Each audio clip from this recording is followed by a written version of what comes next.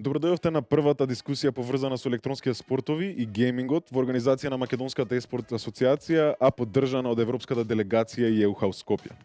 Денеска ќе дискутираме на темата електронските спортови како фактор во психолошкиот развој на младите. Јас сум Момчило Деловски, дипломиран менаџер по односи со јавност.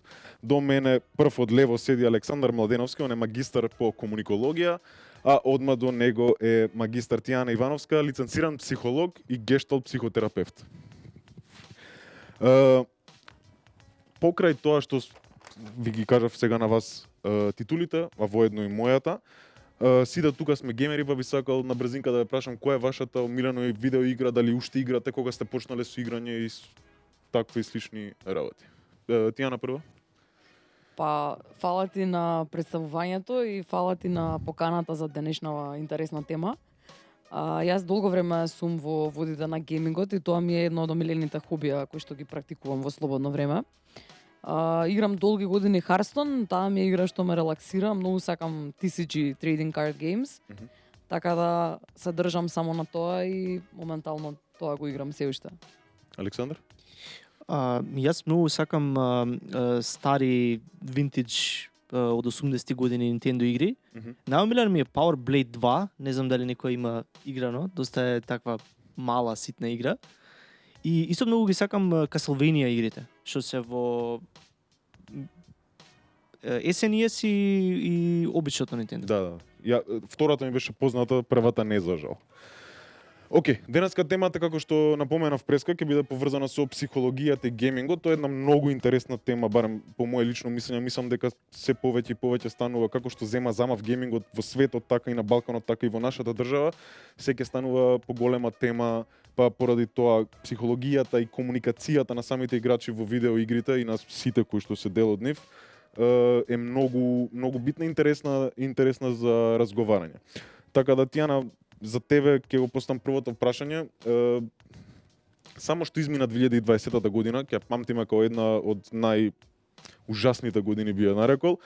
COVID-19 не може да се избега од таа реалност што ни се случи. Се надеваме дека сега се ближи крајот, но колку и каква, ако има, улога видеоигрите и еспортот во помогањето на луѓето кои што ги играат да се спасат со некаков вид на социализација, поради тоа што мерките кои што беа ставени за да се заштитиме од коронавирусот не ни дозволува баш нормално да социализираме со луѓе. Доста интересно прашање. Еве, јас дури можам и лично да ти го одговорам како јас се справив со сето тоа, да кажеме како психолог. Кога си затворен во 4 ѕида и едноставно луѓето што те обкружуваат се ограничени на семејството, односно на луѓето со кои што живееш, социализацијата многу трпи и факт е дека живиот контакт ништо не може да го замени, значи не можеме тоа да го оспориме како факт, но сепак геймингот ми беше еден страшно добар извор на социализација, затоа што долго време поминував во играње на интересни игрички со пријатели на Skype, игравме заеднички, нели ние против играта или некакви други формати. Навистина познавам доста луѓе кои што геймингот го практикуваа за време на карантинот. Беа многу задоволни од ефектите и јас го препорачував на сите кои што велеа немам што да правам и така натака, затоа што не само за социализација, туку помага за многу други soft skills, да кажеме, кои што се развиваат со негова помош, кои што ќе ги проследиме во текот на денешнава дискусија и ќе зборуваме малце повеќе за нив подоцна. Друга интересна дебата што се случува во геймингот е уствари многу често сега се повеќе како што помасовен станува геймингот, се повеќе се споредува со традиционалните спортови како фудбал, кошарка и сите останати. Па интересно е, мислам дека и не знам дали следите кошарка, но со Майкл Џордан излезе документарец, има безброј назад документарци за големи шампиони и така натаму и нивниот психички профил и како размислуваат за да стигнат до тоа ниво до кое што стигнале. Дали можеш од твоето искуство или од тоа што можеш да го видиш да повлечеш некои корелации или некои сличности помеѓу традиционалните спортисти и психичкиот профил на еспортистите, да ги наречем? Па има многу точки во кои што се допираат едните и другите, значи тоа е неоспорлив факт. Најповеќе затоа што менталното здравје влијае и врз едните и врз другите. тие на крајот на денот се луѓе на страна од нивните професии и менталното здравје е подеднакво важно како и физичкото. Па исто како што се грижат спортистите да бидат, да кажеме, во солидна физичка форма, така се грижат да бидат и во солидна форма на ментално здравје, во поглед на менталното здравје. Так. Истото важи за спортистите во еспортот, затоа што и тие се, да кажеме, спортисти, како што кажува и терминот. Нели знаеме дека најпознатите играчи кои што играат за познати тимови добиваат милионски суми за да се одржуваат во совршена форма. И едноставно многу е важно да имаат концентрација на највисоко ниво за да можат да донесат пресудни одлуки во моменти кога целиот тим зависи од нив. Така што тоа е директно поврзано со нивното ментално здравје. Значи, за да бидеш ти способен, да кажеме, во критичен момент да донесеш одлука за тоа каква стратегија ќе примениш, од која што зависи исходот на партијата на целиот тим кој што го представуваш, треба да имаш навистина, да кажеме, средено ментално здравје и да имаш средени мисли и текот на мислата да ти биде на однака, да кажеме, да имаш висока концентрација, да имаш добар фокус, да имаш добро внимание, да имаш добра перцепција на противничкиот тим како се движи, да имаш добри проблем solving skills, што се сите овие кои што ги набројав се подеднакво важни да ги имаат и традиционалните спортисти, така што дури не ја гледам ниту разликата помеѓу едните и другите. Тоа е многу важен заклучок, интересен, не знам дали би го нарекол важен, но интересен заклучок во контекст на иднината на спортот, дали е тоа традиционален, дали тоа е спорт и како терам понатаму, зашто не знам, мислам дека бројките за видеоигрите последниот тие и колку што се сеќам имаше апсурдни бројки на гледачи, по 30 милиони гледачи и така натаму, и мислам дека почнуваат пополека да ги ставаат во сенка традиционалните спортови, па битно има да кажам и на потрадиционалните гледачи, на родителите да сватат дека истото нешто што ги правеле идоли традиционалните спортисти како Криштијано Роналдо, Мајкл Џордан и така натаму, можат да го најдат и во еспортистите како, не знам, Форест или нашиот Сакса играчот и така натаму. Друго интересно и многу важно што се случува во геймингот е комуникацијата, самата комуникација помеѓу играчите, како тие комуницираат за стигнат до одредена цел за да победат и така натаму. Дали играњето на видеоигри влијае на начинот на комуникација помеѓу играчите и дали ова влијае позитивно или негативно? Дефинитивно влијае и тоа позитивно. Според две истражувања кои што се спроведени во 2006 и 2016 година во Велика Британија и според мои лични разговарања со професионални и полупрофесионални играчи, комуникацијата и успешната комуникација помеѓу луѓето во тим, особено кога се игра во рамките на утакмица која што е дел од некој компетитивен турнир, многу е битно да се комуницира на многу успешен и брз начин. Во рамките на комуникацијата од не само кај играчите, туку и кај сите луѓе, се соочуваме со различни видови на пречки, односно терминот правилен се шумови, натрешни и надворешни шумови, со тоа што внатрешните пречки се возбуда, збунетост, нервоза во моментот на играњето или на правењето на некои други работи. А надворешните пречки се, да кажеме, викањето на околни луѓе, in-game звуците, музика дали има во позадина и така натаму.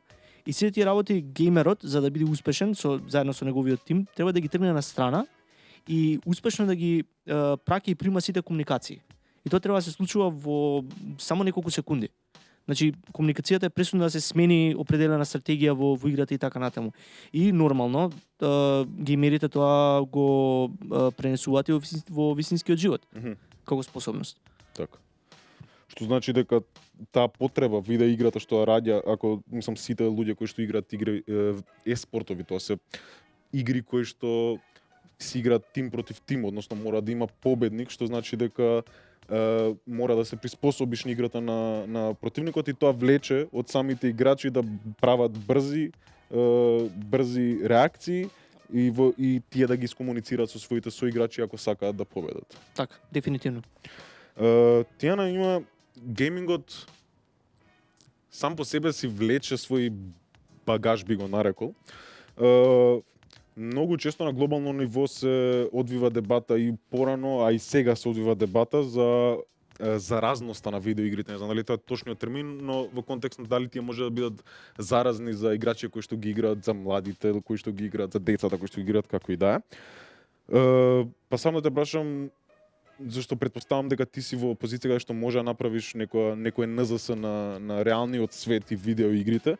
Во кој момент видеоигрите преминуваат од забава во зависност? Ова е една доста актуелна тема која што во моментов се дискутира во светот на психологијата и на менталното здравје, да кажеме. Затоа што геймингот долго време веќе, да кажеме, на некоја граница помеѓу тоа дали да се стави како некаква зависност или да не се стави како некаква зависност.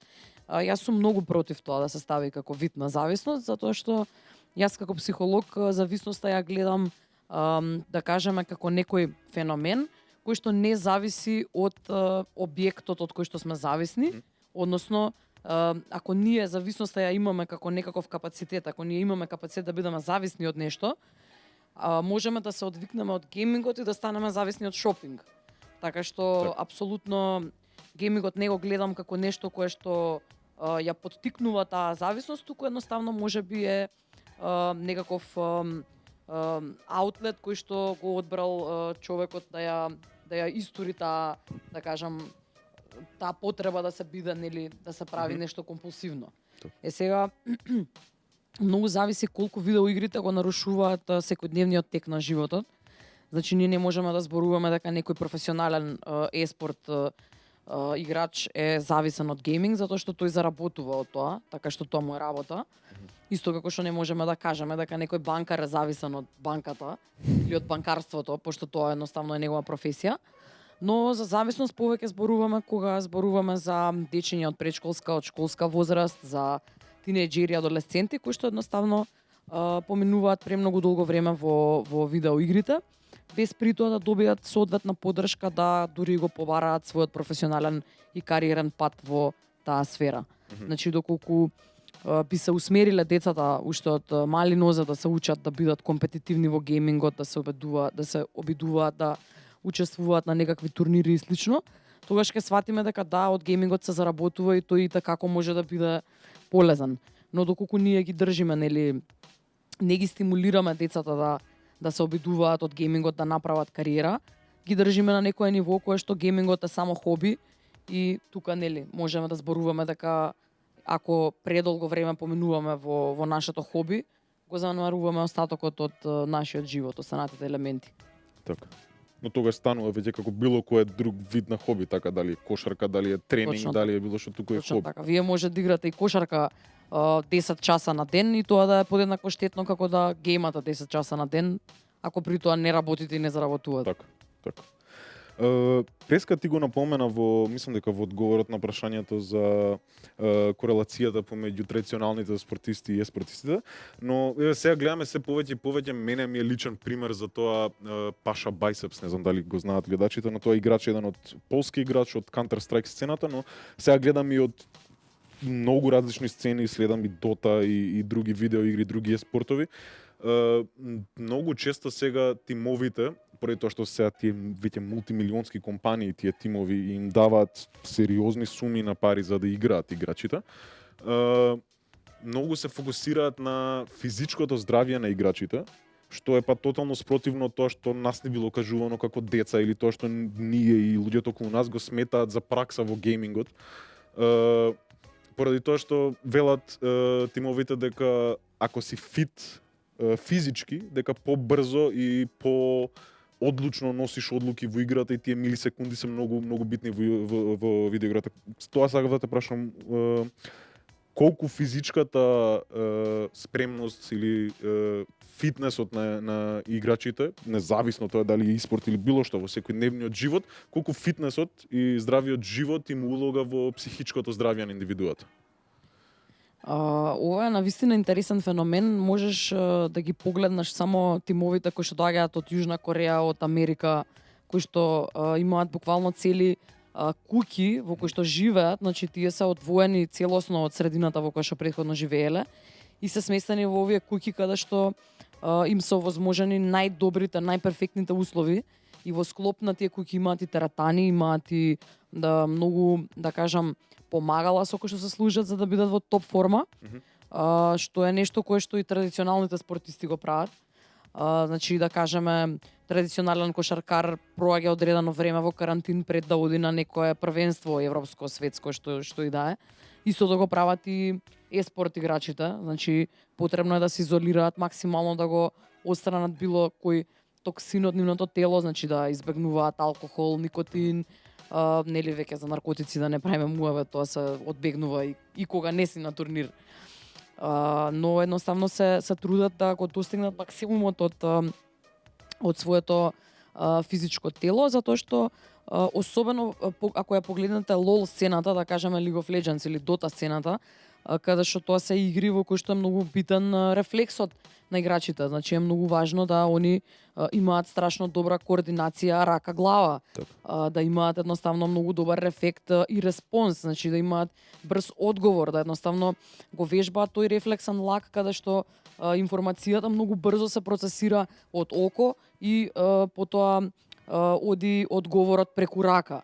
Така што таа брзина на процесирање на добиената информација и на давање на респонс преку раката и мускулите на раката, тоа е нешто што, да кажеме, се случува во медицината кај хирурзите. Значи, тие доколку забележат некаков проблем во моментот при операцијата, веднаш реагираат и на тој начин ги вежбаат токму овие аспекти од функционирањето на нивното тело. Така што, ете да кажеме, со помош на вежбањето на телото, на мускулите, се подобрува овој респонс, да кажам, овој одговор и на тој начин играчите стануваат поефикасни и подобри во тоа што го прават. Така. Следното прашање ќе го поставам и за двајцата и мислам дека е доста важно ова прашање се одговори како и за моменталните играчи, така и за луѓе кои што во иднина ќе имаат деца, за сегашните родители, за сите останато. Тоа е прашањето кое што често се користи, многу често уште повеќе се злоупотребува, ја би го нарекол од страна на индивидуи. Во модерниот период многу често извира на површина прашањето за насилството во видеоигрите и дали тоа насилство во видеоигрите поттикнува насилство кај самите играчи. Посебно ако земам во обзир дека играчите многу често се млади деца или млади луѓе, сеедно. Прашањето ми е, претпоставувам дека има вистина до некаде во ова, дека предизвикува некаква реакција, може да предизвика некаква реакција, но до кое ниво предизвикува, поради тоа што сме израснати сите, мислам дека на филмови и со насилство во нив и со се останато, не знам, музика во која што се збори за насилство, гледаме вести, дел сме од општеството кој што не е секогаш идеално. Дали и до кое ниво учествува видеоиграта во поттикнување на насилство кај некој индивиду? Ќе почнеме со Александар. Па, јас лично сметам дека, како што спомна ти, нормално има потенцијал, меѓутоа тој не е толку силен и директна корелација со луѓе кои што, односно деца кои што играле видеоигри и директно сакале да копираат работите што ги гледаат таму. Не би можело да се направи, бидејќи ако споредиме разни видови напишани докази, еве не сум историчар, ама доста воени мемоари имам прочитано, и луѓе имаат секако вид на насилство извршувано долги години пред да постојат видеоигрите. Значи тоа е дел, за жал, од човековата природа. И сега во рамките на 21 век е најмалку изразено насилството. Во компаративно со претходни во историјата на доби, да. Интересно. Тијана, исто ова прашање, преди ти си од психолошката сфера, така да... На видеоигрите има едно знакче кое што ги категоризира, нели, за која возраст се. Така. Факт е дека, да кажеме, предучилишната возраст и таа училишна возраст е најкритична. Значи, родителите мора да бидат во тек со тоа што играат нивните деца и што се случува. Да едноставно не се остава тоа на случајноста. Така. Затоа што живееме во едно општество каде што доста трендираат визуелните ефекти, тие графички моменти, значи се тежна е кон тоа да видеоигрите на некој начин го опсипат играчот со секаков вид на стимулуси од средината која што ја носат. Така што не се ретки игрите во кои што претажно има насилство, користење на оружје и слично. Но доколку вие споредите, сега да кажеме, човек на 18 години, кај кој што е тоа предоперационално размислување развиено, тоа причинско-последично размислување, нели? Ако види човек што пука, нема да се обиде и тој да го направи истото, затоа што може да ја isпроцесира последицата која што би настанала од истото.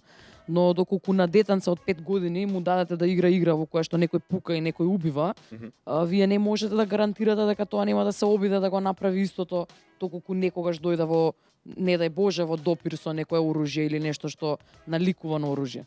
Така што многу е важна возраста на луѓето кои што ги користат игрите, значи дали зборуваме за возраст која што е соодветна за таа игра која што ја играат, бидејќи тие, да кажам, категоризации се прават од стручни тимови кои што може да проценат дали детето има доволно развиени капацитети да едноставно ги процени последиците и да свати дека тоа што се случува во играта не е исто како она што се случува во светот во кој што живееме. Може би звучи ова лаичко прашање, но претпоставам дека големиот дел од начинот на размислување на детето и која е причината и последицата од неговите активности ја има неговата најблиска среднина со родителите и семејството. Освен тоа што викаш дека не треба да бидат млади деца не треба да играат игри кои што се не соодветни на нивните години, дали може да играат ако претходно се објаснети, да кажеме, овие работи од родителот или некој старател? Или целосно би избегнала играње на млади деца од игри кои што не се соодветни за нивните години? Јас искрено, ова е мое лично мислење, како психолог не верувам дека сите ќе го поддржат и не знам дали сите ќе го поддржат, но јас сметам дека децата треба едноставно да не се изложуваат на непотребни травматски искуства пред одредена возраст. Од типот на, да кажеме, крвишта и што све нема дури за филмови кога зборуваме, значи не е само тука видеоигрите не се само во фокусот, но општо на било каква содржина која што укажува на некакво насилство кое што не е дел од секојдневието. Затоа што сметам дека тоа може да створи одредени фобии и познавам такви дечиња кои што едноставно нешто некаде виделе и тоа после се проектирало во некаква траума и фобија во подоснежниот свет, во подоснежниот живот, иако тоа технички не постои во секојдневието. Така. Од типот на се плашам дека некој ќе ме убие на спиење. Значи не може никој да те убие на спиење. Тоа е нели рационално размислување, но во некоја видеоигра или во некој филм некој некого убил на спиење и во детскиот мозок тоа се фиксира и подоцна може да се развие во некаков страв. Така што не сметам дека има потреба да ги изложуваме непотребно на травматски искуства, туку едноставно да се следи текот на развој на секое детенце и да се поддржува да си го живее времето кое што го живее и да си се однесува соодветно на годините во кои што се наоѓа. Така. Следно прашање би било за Александар. Како што напоменавме неколку пати до сега, игрите, посебно и спорт игрите, но и генерално сите видеоигри, тие што не се фокусирани на преварување, во нив имаат дел и аспект на брзи акции, брзи реакции, на брзи одлуки да се прават одма и со тоа да кажеме до некаде може да се подобри вештината на индивидуата во проблем солвинг. Тоа ми беше прашањето. Дали игрите, модерниви игри, дали се тоа игри кои што се еспорт игри, односно мултиплеер игри со компетитивни мултиплеер игри, тоа се кампејн игри, сеедно, дали тие играат улога во подобрување на вештините на индивидуата што ги игра во контекст на решавање на проблеми, односно problem solving skills? Лично мислам дека да, дефинитивно. Значи, освен развивањето на вештини за брза и ефикасна комуникација, решавањето на проблеми исто така се подобрува од страна на луѓето кои што играат игри, односно геймерите. Според TED Talk предавањето на Джейн Макгонигал, која што е истражувач и девелопер на игри, 80% од ситуациите со кои што играчите се соочуваат се имаат исход на неуспешност. Односно, кога некој игра игри, да кажеме кампејн, односно сингл плеер, 80% од ситуациите кога пробува да реши некаков проблем, да помине некој дел, сегмент од играта, неуспешен е. И за разлика од други ситуации каде што луѓе се соочуваат со толку голем процент на неуспешност на нешто што ќе се обидат да го направат, во рамките на играњето на видеоигри тоа не представува пречка кај луѓето. И тоа всушност луѓето ги тера да бидат се поуспешни и се поуспешни во рамките на играњето. И нормално таа упорност и истрајност се префрла после тоа свесно или подсвесно и на другите делови од животот на човек. Значи професионалниот живот. Така. Мислам дека ја имам приметено ова лично за мене, сега не знам колку емпириски е, не исто како статистика некоја општа, но лично кај мене имам приметено дека порано играв многу посериозно Counter Strike и пробував и професионално, полупрофесионално така натаму, едноставно не кога влегов во работната сила на нашето општество, одеднаш се наоѓав во моменти каде што луѓе околу мене знаеа многу често паничат и ја да кажам и други геймери, имам на работа уште неколку души што се геймери, едноставно како викаат дородечки да се смириме и да видиме што треба да направиме за да се извадиме од ситуацијата. И дека тоа ми е еден интересна работа што имам приметено многу често кај геймерите кои се наоѓаат во таква некоја ситуација.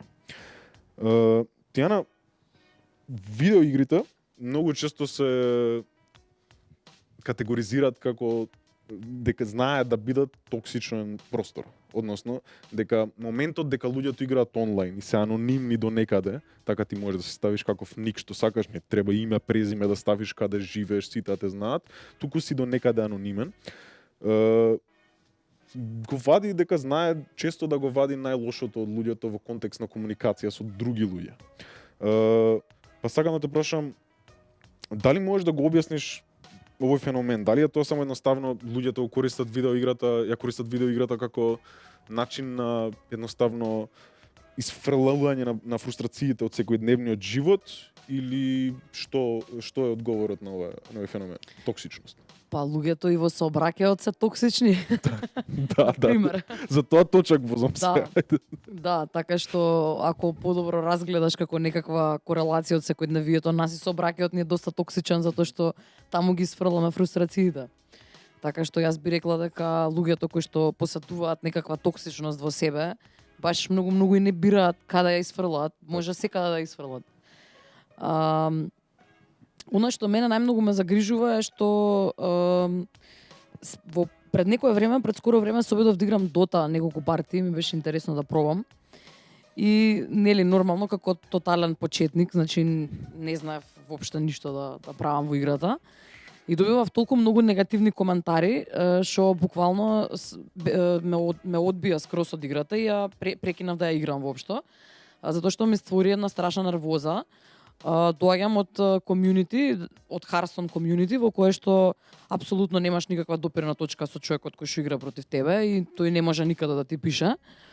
Освен нели ако не те додаде, меѓутоа ти бираш дали да го прифатиш.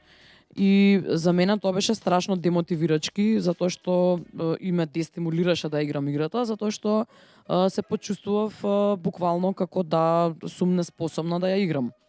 Ова е нешто кое што големите компании треба стварно многу добро да го размислат за тоа колку ја контролираат средината во која што играчите играат, да едноставно бидат поригорозни кога се користи нели тој offensive language, значи тој навредлив јазик кога луѓето се навредуваат, затоа што стварно нема никаква контрола врз тоа кој како комуницира во поголем дел од игрите. Нели сега поново направија и некои филтри каде што се филтрираат тие, да кажам, срамни зборчиња, но сепак постои можност да едноставно некој се однесува лошо со тебе и мене тоа не ми се допаѓа никаде, а уште помалку во игрите. затоа што наместо да се јас релаксирам во играта, добивам впечаток дека треба да бидам најдобра и да бидам совршена и дека нели ако направам некоја грешка тука има една плејада на играчи кои што мене ќе ме испцујат на чет и јас ќе се осеќам лошо у текот на денот. Така што да, тоа не ми се допаѓа. Во Dota дури беше тоа застапено и во casual gaming, значи во партии кои што се тотално casual и не се оние ranked формати каде што буквално играме за да утепаме време, да кажеме, за да се смириме, да ни биде интересно, а не сме тука компетитивно. Тоа е во рацете дефинитивно на компаниите кои што ги произведуваат игрите и мислам дека ќе се посвети повеќе внимание на оваа токсичност, затоа што веќе почнаа да губат доста голем број на играчи големите игри, баш поради овој language кој што е дозволен и кој што не се казнува. Тоа се да прашам, ја имав таков случај, ти кажеш за Hearthstone дека бил таков комјунити, ја цел живот сум израснат на Dota и на Counter, каде што е токсичност од 0 до највеќе. Противното. Све. И упалив една игра Warframe се вика, зашто ми беше преку глава од Counter малку сакав да се изрелаксирам. И таа е една од оние игри кои што се многу комплексни, немаш начини, баш играта не те објаснува најубаво како да почнеш да играш, како да следи игра ова она, али има одличен комјунити. Ја прашувам на некој чат таму и одма ми враќаат и одма ми кажуваат спремни за помогнат. Дали мислиш дека тоа само зашто ја ги гледам геймерите, може би да тоа лошо сватано, ама као една целина во контекст на тоа дека многу често, независно од која видео игра се игра, многу често се преклапаат ставовите, мислењата, начинот на однесување на играчите. Како е објаснуваш, дали е само до инволвираноста на паблишерот на играта или како е објаснуваш таа огромна разлика помеѓу различни видеоигри? Ова што го спомна е дефинитивно, јас мислам дека дефинитивно има удел, затоа што нивото на мојата анксиозност кога играв, да кажам, MMORPG игри и игри од типот на Dota и LoL беше повисоко, затоа што јас сум по природа поспор човек, пофлегматичен човек, особено кога играм и сакам, ми треба време да размислам. Значи, токму и заради тоа Hearthstone е правата игра за мене, затоа што ми дава минута и 15 секунди да јас ја донесам најдобрата одлука. И сега, кога сум јас оставена, да кажеме, сама на себе да донесам таа одлука и никој не ми пречи во донесувањето на одлуката, повторно ќе кажам, Hearthstone е индивидуална игра во која што ќе си направиш, сам си правиш, не е исто како тимска игра, но едноставно многу поефикасно ја носам одлуката кога немам притисок да ја донесам најдобрата одлука. Сега, значи, овие игри што ги набрав како Dota, LoL, Counter, тие се подинамични игри, каде што едноставно целиот тим зависи од перформансот на секој играч посебно. Но доколку ги погледнеме најдобриве тимови, они имаат доста смирена комуникација меѓу себе и обавезно имаат и тренери кои што работат на комуникацијата, како што кажа Александар меѓу нив, да они едноставно останат смирени во тие кризни ситуации, за да може да го извадат најдоброто од нив. Сега кога професионалните играчи го прават тоа, зашто и ние како гейминг комјунити не се угледаме на нив и да видиме дека едноставно ако се подржуваме меѓу себе, ќе го извадиме најдобриот перформанс. Но повторно ќе кажам, значи тоа е во рацете на game developers, кои што имаат можност да го контролираат тоа, затоа што ние немаме можност да контролираме како се однесуваат 20 милиони луѓе. Така што поедноставно ние да контролираме што тие 20 милиони луѓе можат да напишат и какви санкции може да добијат доколку користат inappropriate language. Само уште едно подпрашање на ова, зашто многу ми е забавна оваа тема. Секако. Дали мислиш дека постои можност ако гейм паблишерот, односно еве да кажеме со Riot за LoL имаше такви ситуации каде што они, да кажеме, ако ги споредиш Riot и Valve како компании, се компании со целосно различен поглед на тоа како треба да се игра или како треба да се користи нивната игра, едните се ние ќе контролираме се, другите се јас го направив ова, го дам на комјунитито и они нека прават што сакаат. Дали мислиш дека има можност за контраефект во контекст на ако пробуваш да контролираш до некаде што може или не може да кажува геймерот додека игра играта? Па зависи дали правиме муабет за што како геймерот се однесува и како го покажува својот потенцијал и дали може да развива играта. Значи, јас сметам дека да, треба да биде регулирано однесувањето на геймерот, пошто не може, исто како што ние нас во секојдневие е регулирано однесувањето, нели? Не можеш да одиш во продавница и да земеш да го пцуеш продавачот. Мислам, не е учтиво. Да. Можеш, но не е учтиво. На ист начин би требало да биде регулирано и однесувањето на геймерите во видеоигрите. Значи, не е окей да ти биде тебе дозволено да пцуеш некој играч само заради тоа што направил грешка. Така. Можеш да му укажеш на грешката, можеш да му кажеш што ти би направил на негово место, но не и да користиш нели непотребни, да кажам, пцовки и лош јазик. Од друга страна пак може да биде оставено, да кажеме, да биде оставена можноста да геймерите, и во повеќето игри е оставена таа можност да едноставно геймерите даваат критики и фидбек за играта. Да. Па на тој начин играта се развива и секако доколку колку е попрофесионална компанијата, толку повеќе се земаат во предвид фидбекот и критиките на геймерите, така што тоа е сосема окей. До сега многу зборевме за еспорт и за мултиплеер игри, за надпреварувачки игри. Постојат такви синглплеер, односно кемпејн игри, каде што има така наречен сложен заплет на играта или повеќе начини на излегување од една ситуација, такви игри, не знам, Mass Effect да кажеме, Far Cry, има такви игри каде што ти дава самата игра повеќе опции како да се снајдеш со некоја одредена ситуација. Дали според тебе овие игри ја подобруваат имагинацијата на играчите со тие делови што се од нејза? Мислам дека да. Во рамките на класичното образование кое што сите луѓе го добиваат, нели? Доста често се развиваат, односно повеќето од вештините кои што се развиваат како читање, сметање, меморизирање на големи податоци и така натаму, се доста практични, меѓутоа имагинацијата никогаш не се, барем не е активно, не се тренира. Така. Односно не се развива на тој начин. И најчесто кај децата е оставено тоа да се развие само од себе.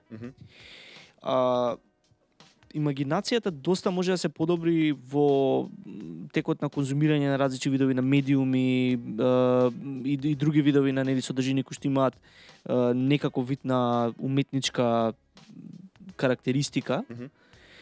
И игрите според мене многу се земат многу битен дел во ова. Пример, доста прочуени игри кои што уште по прочуени стана кога се преточија во видеоигри се Witcher игрите. Да. И лично доста го сакам Ловкрафт како писател.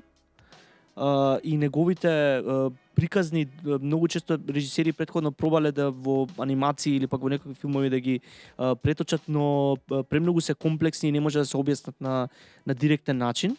Игрите тоа почнаа да го прават полека. Така да игрите као замена, да кажеме, дополнување на класичното образование може да тоа е интересен, морам и тебе да те прашам за ова. Мислам ова е интересна тема, дали може видеоигрите на некаков начин да бидат дополна на ова наше класично, да кажеме, образование, каде што, како што и напомена Александар, многу ретко се мотивира креативноста кај младите.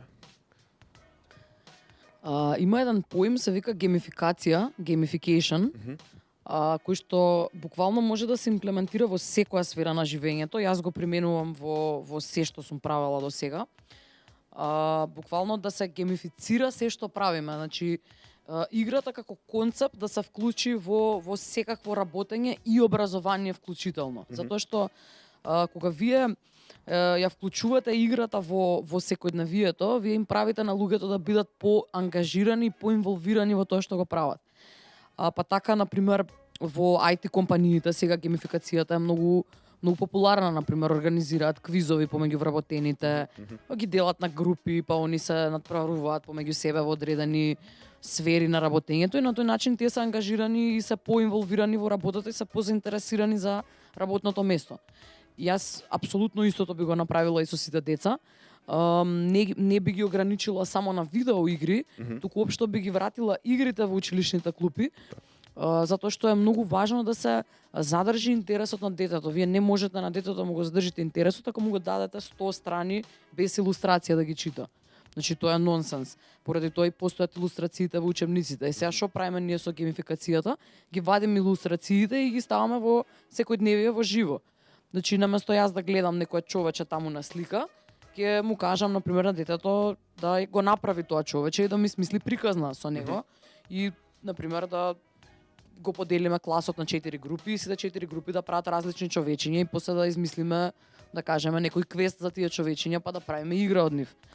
Така што низ геймификацијата на образованието ние ги учиме децата како да бидат креативни и како сами да изнаоѓаат решенија на веќе постоечки и на можни проблеми кои што би се појавиле во таа приказна или во таа игра. А тоа се всушност и сите проблеми кои што во секојдневието ги среќаваме како возрастни. Така.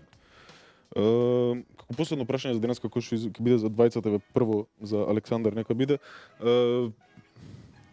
И од лично искуство претпоставувам сите кои што сме присутни тука, сите геймери генерално, многу често ни било кажувано дека, како што би се кажало нашки, не баре потрошено време за џабе било играњето на видеоигри.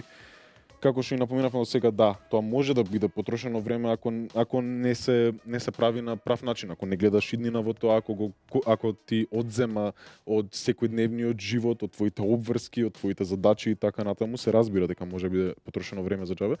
Но како што и напоменавме неколку пати до сега, има и различни работи кои што се преведуваат во секојдневниот живот, кои што се ползи од видеоигрите. Сакав тоа за крај да ми кажете по неколку работи двајцата што ги сметате за бенефит кој што играчот го добива во неговото играње на видеоигри, а односно тие бенефити да ги користи во секојдневниот живот.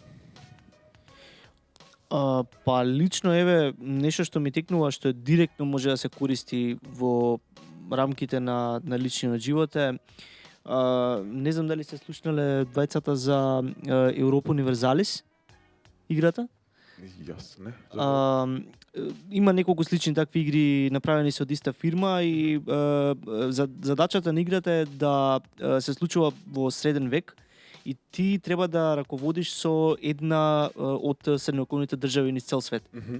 И сега треба да пратиш различни работи кои што се случуваат, економијата, политиката, да избегнуваш војни, да влегуваш во сојузи, да водиш војна доколку те нападнат, да напаѓаш и така натаму. Тоа нешто како Civilization. Да, така. Од тој стил на игри е. И јас си имам игра на таа игра и можам да кажам лично дека кој и да игра со Византија, што е многу тешко и бидејќи многу мала држава, а кој успее да игра со Византија и да ја истера низ целата игра, слободно може да најде работа и да се оцели од неговите и да плаќа сметки и кредит да земе и се. Одлично. Тијана исто да прашање? Многу добар пример. Да, и мене многу ми се допаѓаат стратегиските игри. Понекогаш јас ја играм Civilization со сама друга механика на играње и ми се допаѓаш, имам време да размислам за секој чекор што го правам, како што веќе кажав. Бенефит има многу, страшно многу. Значи, што во сфера на когнитивни способности, значи развиваме перцепција, внимание, помнење, фокус. Тоа се буквално мислата, ја развиваме текот на мислата, значи сето тоа е нешто кое што го развиваме и во секојдневието преку секојдневни активности со геймингот, сето тоа е плюс појачано. На афективно ниво, значи геймингот многу влијае во смирување на анксиозноста, во луѓе кои што се вознемирани. Јас можам да тврдам дека вознемиреност може да се смири доколку на човек при, да кажеме, некаков акутен анксиозен напад му дадете некаква геймерска мисија да размислува како да ја заврши. Затоа што во моментот се случува префокусирање на мислите и од катастрофични мисли го вадите фокусот, го ставате во нешто креативно. Особено е добро за луѓе кои што имаат тенденција да бидат заглавени во глава, значи класични overthinkers, затоа што го ставаш мисловниот процес во функција да едноставно правиш нешто корисно. Од лично искуство можам да зборам дека јас на пример играм Hearthstone околу 6 години, игра која што е строго базирана на проблем solving, затоа што е игра во која што има и математика и логика и причинско-последично размислување. Јас не сум истиот човек кој што бев пред да играм играта. Значи, јас човек кој што е спор, на кој што му треба време да размисли. Сега во секојдневниот живот, во фирмата во која што работам и која што ја основав, одлуките во критични ситуации ги носам многу побрзо и многу поефективно отколку што сум го правела тоа во минатото. Така што креативното размислување ми е многу подобрено, да кажеме тоа во психологијата го викаме конвергентно и дивергентно размислување. Значи тоа дивергентно размислување е она размислување надвор од кутијата, outside of the box. Со игрите многу се развива, така што на пример да земеме еден обичен пример зашто јас Minecraft кажувам дека е многу добра игра за децава. Значи ти на детето му даваш пример дека да кажеме 2 цигли прават зид или дека 2 лопати прават не знам поголем алат. Така што тоа е нешто кое што е добро детето да го знае уште од мало и ќе му користи понатака, можеби да се насочи кариерно доколку сака да гради или доколку сака да биде архитект. Така што еве само еден дел од тоа што може во моментов да ми текне како придонеси, а се многу. Така. Тоа отприлика би било тоа за денешната дискусија. За крај да ве прашам да не имате некој шаут-аут за да дадете некои ваши одјавни зборови, слободно можете да ги кажете. Во ред. Одлично, тогаш работата кај мене ќе заврши. Се надевам и вие уживавте во оваа дискусија како што ние и уживавме првеќе. На кратко би сакал да се одјавам, значи уште еднаш голема благодарност до ЕУ делегација и ЕУ Хаус Скопје кој што го возможи овој простор и покрај тоа нашата долга соработка со МЕСА со помошта нивна за сите турнири досега кои што ги организиравме. Слободно можете да ги следите и нив и Македонската експорт асоциација на социјалните мрежи, а до следната епизода останете им поздравени.